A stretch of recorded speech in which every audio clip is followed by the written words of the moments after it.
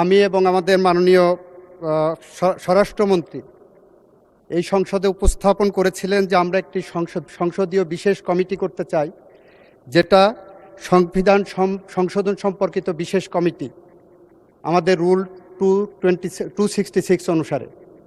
সেই কমিটির বিষয়ে আমরা 12 জনের নাম তালিকা ঠিক করেছি, যেখানে বিএনপি আছে, যেখানে গণ অধিকার পরিষদ আছে, যেখানে গণসংহতি আছে, যেখানে বাংলাদেশ জাতীয় পার্টিও আছে এবং স্বতন্ত্র সদস্যদেরকেও রাখা হয়েছে।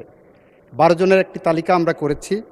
আমরা প্রত্যাশা করি মাননীয় বিরোধী দলের পক্ষ থেকে, যদি আমি পার্সেন্টেজ হিসাবে যাই 26% আসে, সেখানে আমরা ওনাদের পক্ষ থেকে 5 জনের নাম চাচ্ছি। এখানে 12 জনের মধ্যে বিএনপি 7 জন দিয়েছে, 5 জন অন্য দলের থেকে দেওয়া হয়েছে এবং ওনাদের পক্ষ থেকে যদি 5 জনকে দেওয়া হয়, তাহলে এই কমিটির সংক্রান্ত বিষয় আমরা আগামীকাল উপস্থাপন করতে চাই।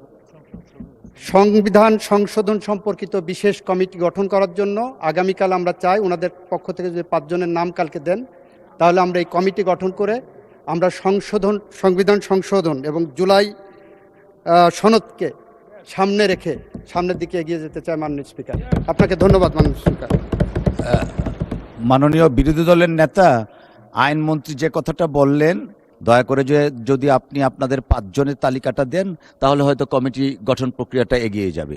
এই বিষয়টা নিয়ে মাননীয় চিফ হুইপ আমার সাথে কথা বলেছেন এবং উনি যথারীতি সংসদ নেতার সালাম নিয়েই কথা বলেছেন।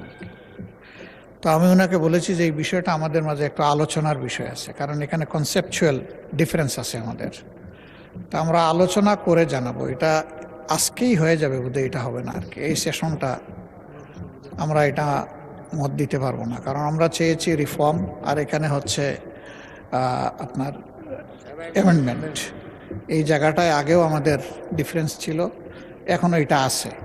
তো আমরা সেই রকম ওনাদের যে প্রস্তাব ওনারা দিয়েছেন সেটাকে আমরা নিলাম, শুনলাম, বাট আমরা পরে জানাবো। এখনই আমরা কিছু বলছি না এই ব্যাপারে। থ্যাংক ইউ আপনাকে। মাননীয় আইনমন্ত্রী কিছু বলবেন? Thank you. মাননীয় স্পিকার, আপনার মাধ্যমে মাননীয় বিরোধী দলের নেতাকে ধন্যবাদ জানাচ্ছি। আমাদের এটাতে কোনো অসুবিধা নাই, আমরা অপেক্ষা করব। আমরা সংবিধান সংশোধনের পথে এগিয়ে যাব জুলাই সনদের আলোকে। সুতরাং আমাদের যদি এর জন্য অপেক্ষা করতে হয়, আমাদের পরবর্তী সেশন পর্যন্ত অপেক্ষা করতে কোনো অসুবিধা হবে না।